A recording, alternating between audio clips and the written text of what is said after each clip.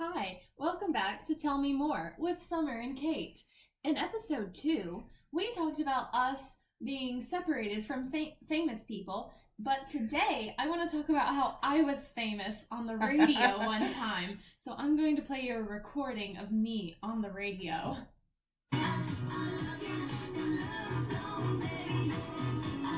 This is not me.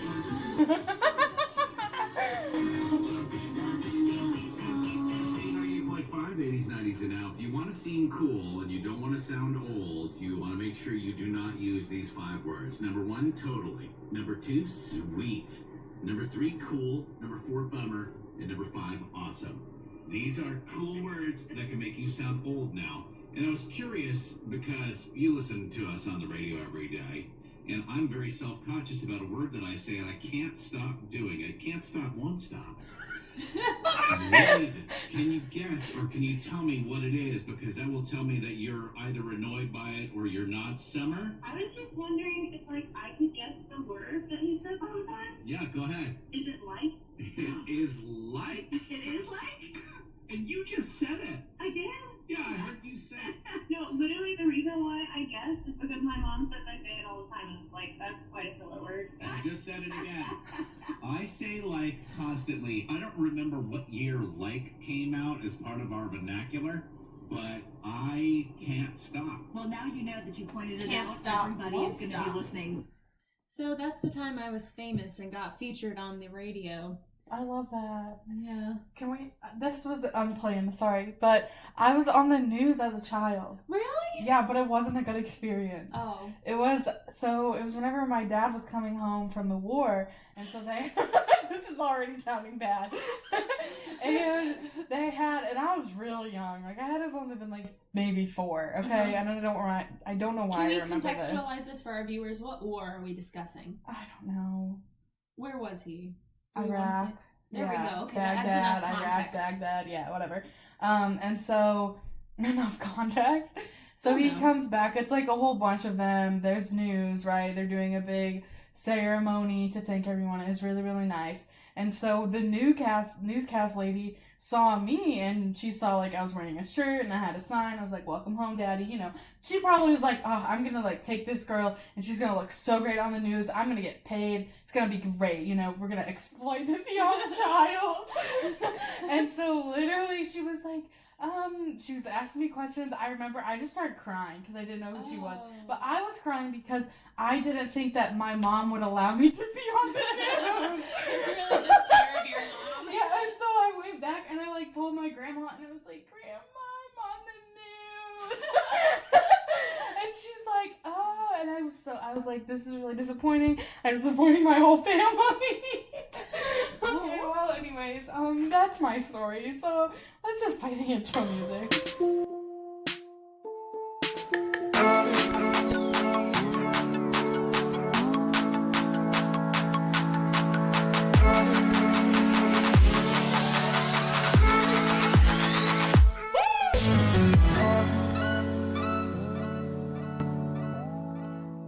Welcome back to Tell Me More, the podcast with Summer and Kate. I'm Kate. I'm Summer. And this is the 4th episode. Episode 4. Yeah. Quattro. We're doing really good. Yeah. I'm very happy. We're really sticking with it. Yeah. So what are we talking about today, Summer?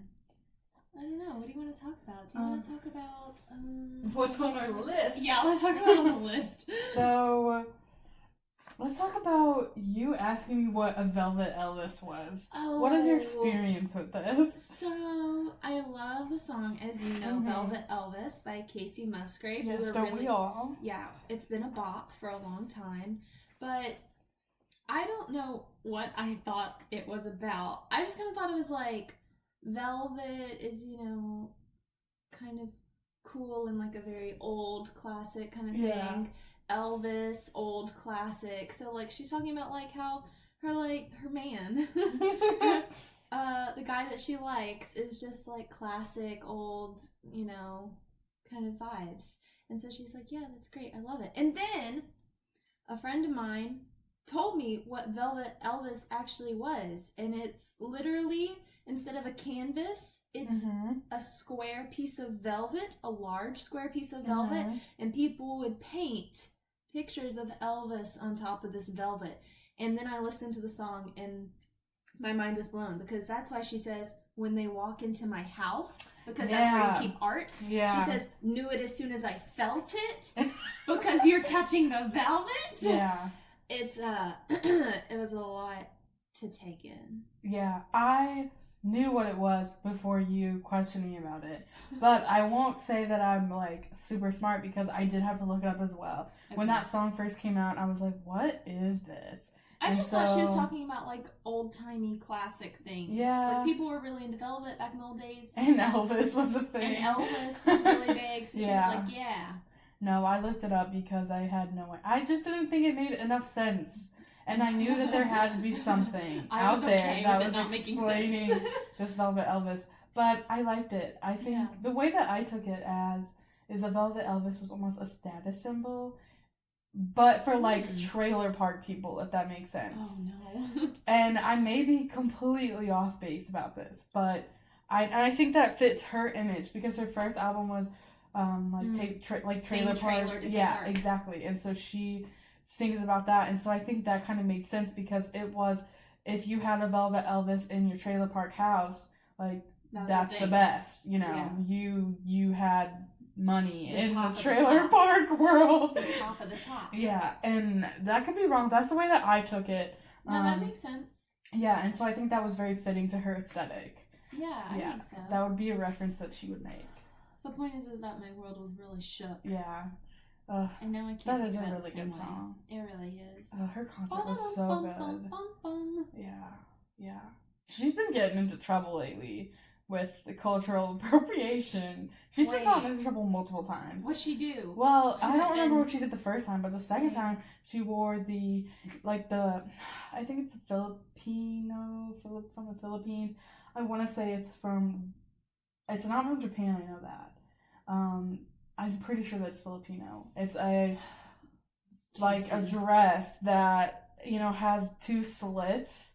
So, but people wear pants under it, if that makes sense. Here, let me just show you a picture. For our audience out there, sorry, you're not going to know what I'm showing Summer here. Okay. But, let me just type in Casey Musgrave's cultural appropriation into your phone. I didn't know this was a thing. I'm so upset. I know. She's been, really just out there lately. And, I still stan, I guess. I don't know. Maybe I don't stan because she has been kind of hating on Taylor Swift. And I've always stanned, Taylor more. It's this. Oh, it came right up. This. So, see how it's those slits? And so apparently she, over-sexualized it. And you're supposed to wear it with pants underneath, so it's not supposed to be a sexy thing. Vietnamese, okay. Yeah. And so, then she also wore a headdress, but the headdress was more of Indian culture than Vietnamese culture, and so everyone was getting mad at her because she was just, putting random things on. And I'm like, I don't know. I don't want to say anything to make myself sound bad, but I feel that sometimes people overreact, but I do agree that she did kind of over-sexualize this dress. Yeah, and maybe she definitely did. I'm looking at the picture right now. Yeah. I definitely do not think that's what it was intended for. Yeah.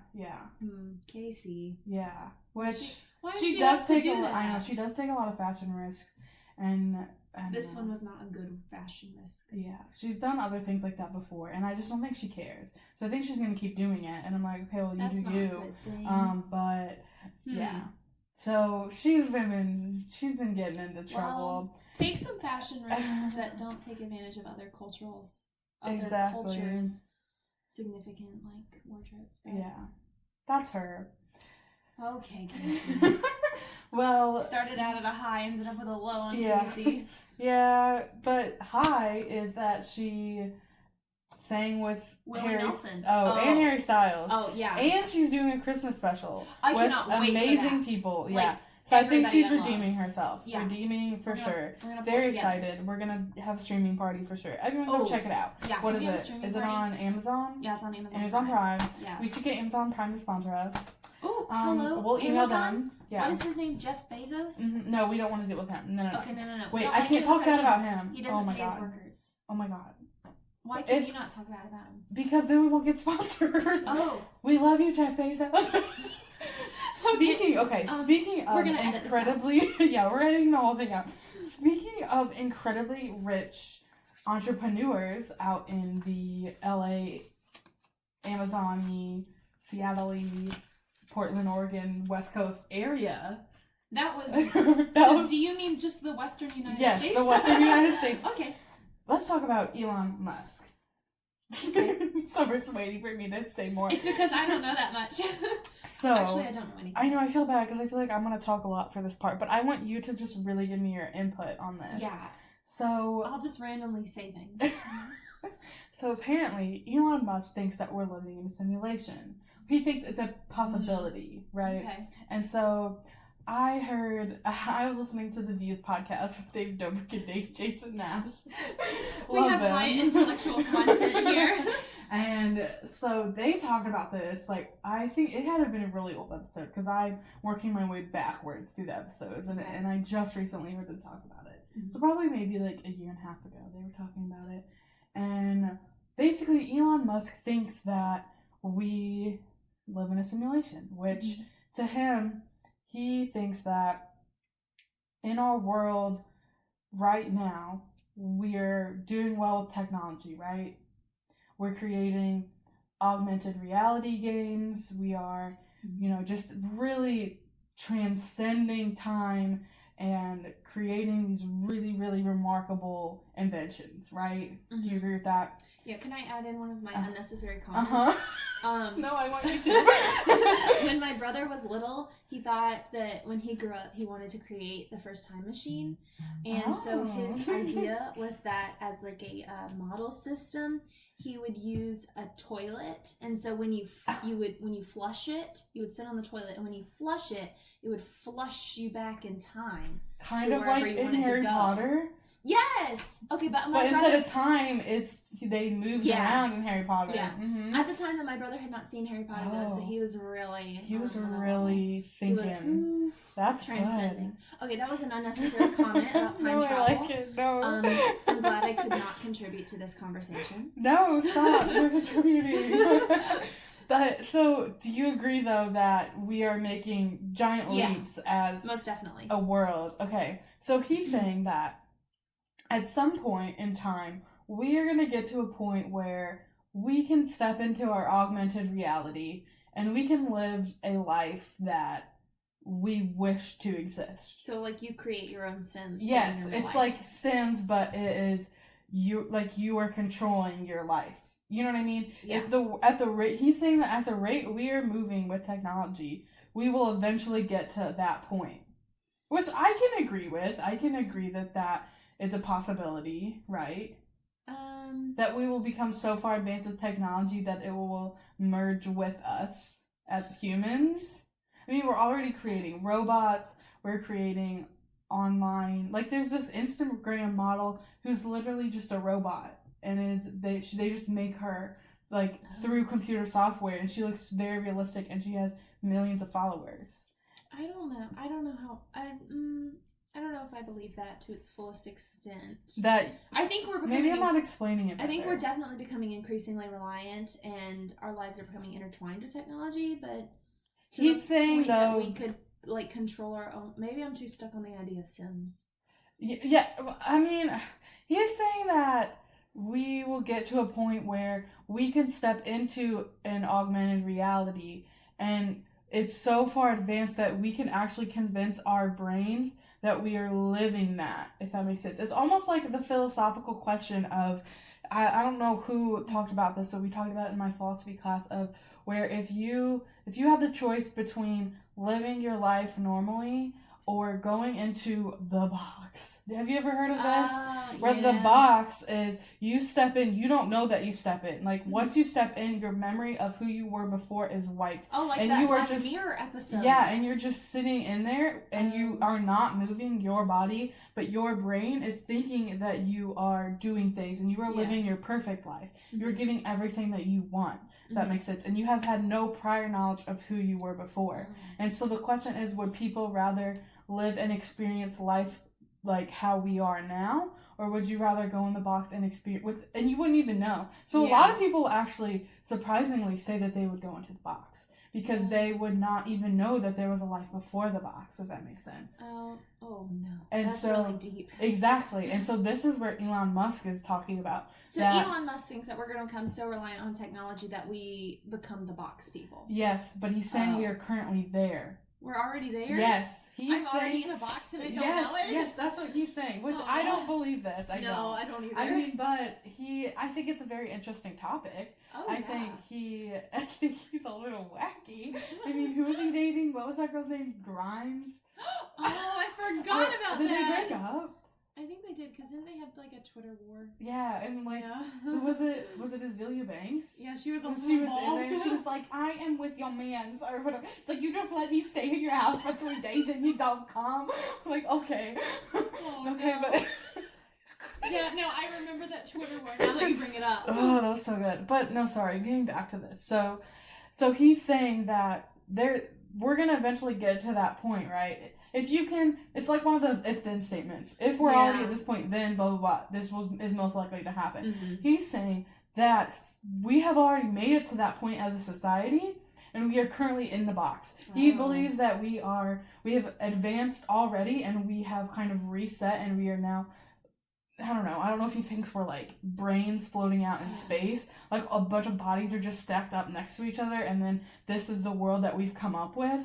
He thinks it's a possibility. It's very, very interesting. It's a very interesting topic. The thing is, it kind of hurts your brain. I don't know what to do about that. I just don't know what to say. I'm like, so if I think about it too hard, it doesn't matter because I'm already in the box and I don't even know it. And apparently at some point, if we're not in the box, I'll just end up in the box and I still won't know it. I know. So that's like, what I mean. What do I do about it? Yeah. Okay, I'm trying to look up more stuff too.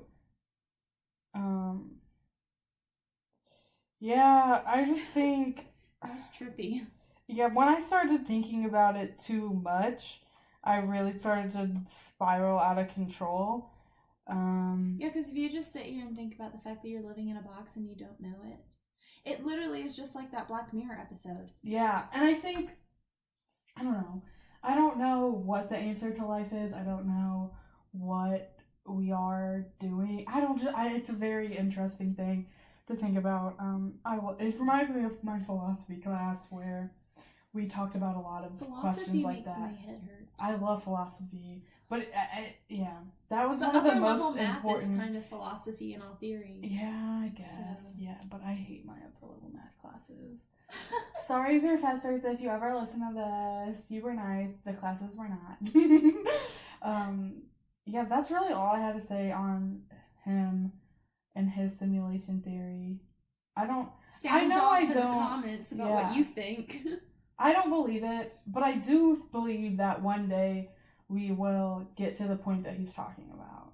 I don't think we're in the simulation yet, but I think we're headed in that direction where people are going to use technology to make themselves feel better and I definitely Yeah, I definitely think that people use technology to make themselves feel better. And I think we already right now we're kind of experiencing the opposite of that, because they say that looking at technology in abundance and like the forms of social media makes people feel worse. Yeah. And increases like anxiety and depression and feelings of low self-esteem. So right now we're in the opposite. Yeah. We're in the negative. So maybe one day we'll figure out how to put that in the positive and technology will make us feel better. Well, I think people will use it negatively to make themselves feel better. I think they will create something like the box. I really do. I think I really think that it will be our augmented reality games will be so realistic that people will use it to. I mean, there's a movie about that. What is the movie? And it's like the kid. Is it Ready Player One?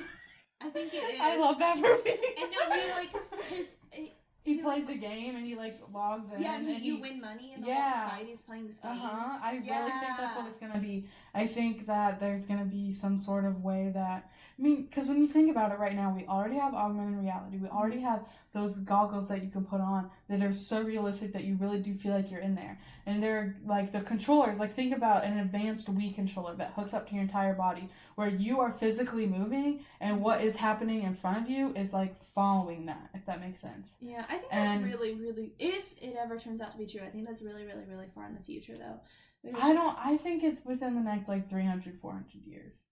I think it's sooner than you think because we're very close. Because there's also already inventions that if you're away from someone and say you're like dating, there's some things that are a little more, romantic, sexual that you can do, but other things where you can actually like touch this thing and you can feel the person's touch back. What?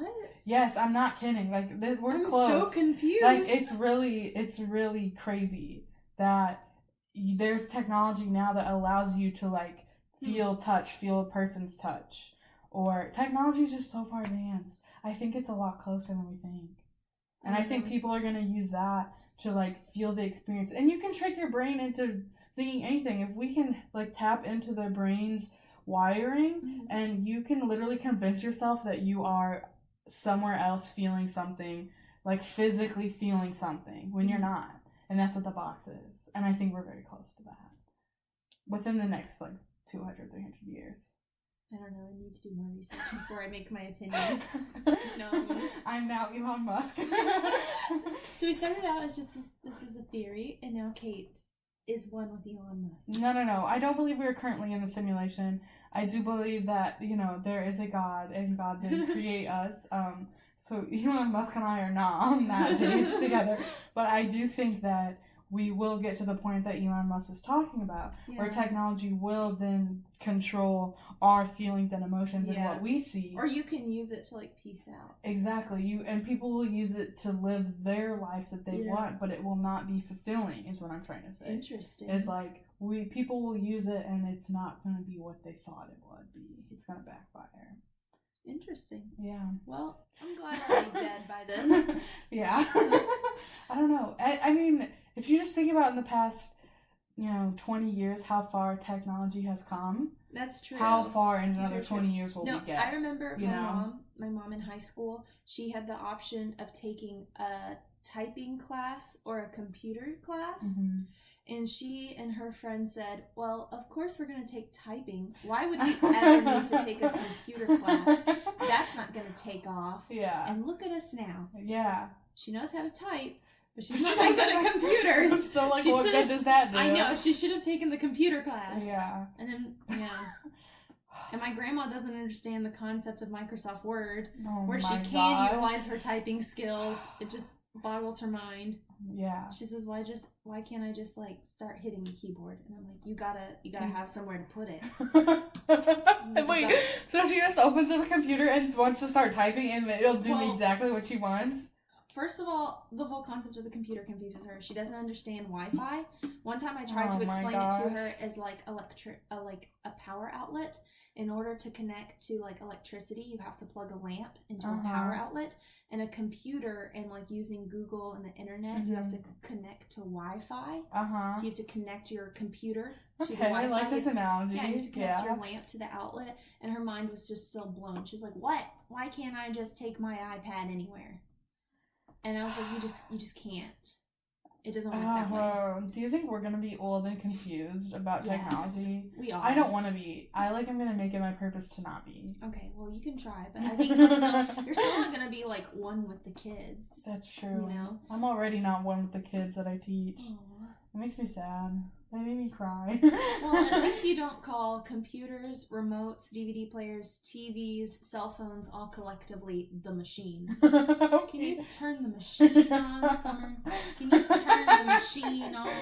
Can you turn the machine to Dancing with the Stars? See, if we are in a simulation, that's someone just trying to mess with you. They're like, let's make this girl Summer have the craziest grandma and just really piss her off. She's trying her best, but she doesn't understand what technology is. Oh, that's so funny. Beyond a typewriter. Yeah, I love that. Yeah. If this is a simulation, though, then someone's playing me, and I'm playing The Sims, and my Sims can play The Sims. So isn't that insane? And then I bet that The Sims and my Sims computer can also play The Sims.